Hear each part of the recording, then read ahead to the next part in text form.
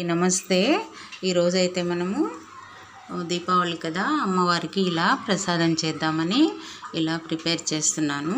చూడండి, ఒక half glass శనగపిండి, ఒక గ్లాసు నెయ్యి, ఒక గ్లాసు షుగర్ అన్నమాట. ఇది సింపుల్గా కొంచెమే చేస్తున్నానండి, చిన్న గ్లాస్తో. ఇప్పుడు చూద్దాము ఎలా చేద్దాము. చూడండి, ఇలా ప్యాన్ పెట్టాను స్టవ్ మీద. ఇప్పుడైతే మనము షుగరు వేసుకుందాము. వాటర్కి బదులుగా చక్కెరలో పాలు పోస్తున్నానండి, ఎందుకంటే చాలా స్మూత్గా ఇదొక వెరైటీ అన్నమాట, బాగుంటుంది. షుగర్ అంతా ఇలా కరిగించుకుందాము తీగపాకం వచ్చేంత వరకు. ఇప్పుడు ఇలా తీగపాకం ఇలా కొంచెము చూడండి, ఇలా కొంచెం అతుక్కుంటే సరిపోతుందన్నమాట. చూడండి, ఇలాగ అతుక్కుంటే సరిపోతుంది. ఇప్పుడైతే పిండి పోస్తున్నాను, శనగపిండి పోసుకుందాము. ఇలా అంతా కొంచెం కొంచెం పోసుకుంటూ ఇలా తిప్పుకోవాలన్నమాట. నాకైతే మొత్తం పడిపోయిందండి, ఏం కాదు, ఇలా కలిపెట్టుకోవచ్చు మనము. ఇలా బాగా ఉండలు లేకుండా బాగా తిప్పుకుంటూ ఉండాలి. ఇలాగా మీడియం ఫ్లేమ్లో పెట్టుకొని మనము ఇలా తిప్పుకుంటూ ఉందాము. బాగా మనకి బుడగలు వచ్చేంత వరకు ఇలా అనుకొనేసి తర్వాత నెయ్యి పోసుకుందాము. కొంచెం కొంచెం వేసుకుంటూ ఇలా తిప్పుకుంటూ ఉండాలండి మైసూర్ పాకు. ఈరోజైతే నేను పాలుతో చేస్తున్నాను అన్నమాట, వాటర్ బదులు పాలు వేసాను. మనకి చాలా స్మూత్గా ఉంటుంది, నోట్లో వేసుకుంటే కరిగిపోయేలాగా ఉంటుందన్నమాట.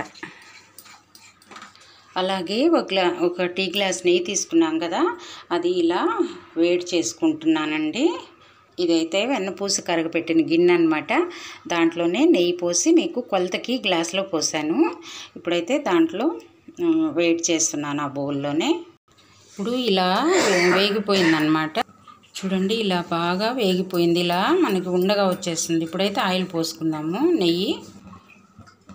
చూడండి, ఇలా కొంచెం కొంచెం పోసుకుంటూ మనము తిప్పుకుందాము, ఇలాగా మాడిపోకుండా. చూడండి, ఇలా కొంచెం కొంచెం నెయ్యి వేసుకుంటూ ఇలా అడుగంటకుండా మనము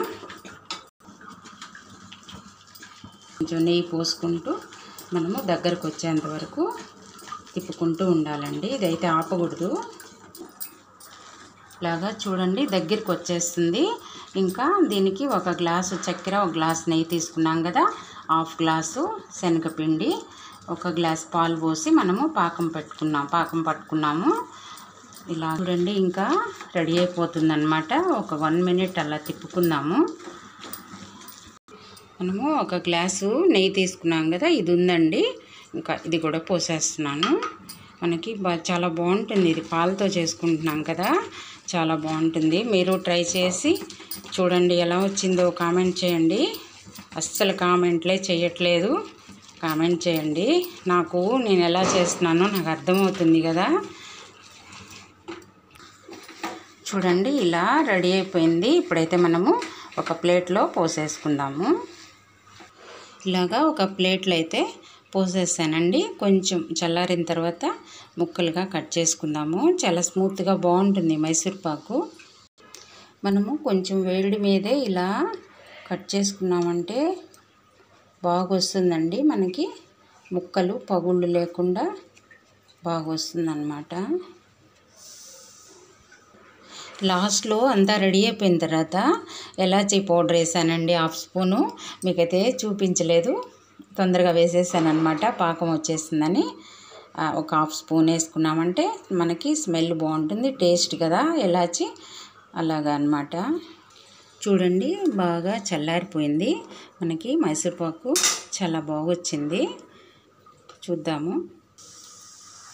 చూడండి, ఇంత ఒక టీ గ్లాస్లో ఆఫ్ చేశానమాట. ఒక గ్లాస్ చక్కెర, ఒక గ్లాస్ నెయ్యి పోసి చేసుకున్నాం కదా, ఇన్ని పీసెస్ అయ్యాయి మనకి. సింపుల్గా చూడండి, ఎంత స్మూత్గా సింపుల్గా చేసేసుకోవచ్చు. చాలా మెత్తగా, చూడండి ఎంత మెత్తగా ఉందో మనకి మైసూర్ పాకు. నోట్లో వేసుకుంటే కరిగిపోతుంది అన్నమాట. మీరు ఇలాగే చేసుకొని ఎలా వచ్చిందో తప్పకుండా కామెంట్ చేయండి, ట్రై చేయండి. చాలా టేస్టీగా ఉంటుంది. పాలు పోసాం కదా, అందువల్ల ఇంకా స్మూత్గా మనకి నోట్లో వేసుకుంటే కరిగిపోయేలాగా ఉంటుందన్నమాట. ఇలాగా చాలా బాగుంటుందండి. పర్ఫెక్ట్గా వచ్చింది మనకి. బాగా రెడ్డిష్గా కూడా బాగా వేగిపోయిందనమాట శనగపిండి. చూడండి మనకి లోపలంతా ఇట్లా ఎర్రగా బాగా వేగిపోయింది, స్మూత్గా ఉంది. చాలా బాగా వచ్చిందండి మైసూర్పాకు. మీరు ఇలాగే ట్రై చేయండి. మన ఛానల్ని సబ్స్క్రైబ్ చేయండి, లైక్ చేయండి, షేర్ చేయండి. థ్యాంక్ యూ అండి. అందరికీ దీపావళి శుభాకాంక్షలు. Thank you.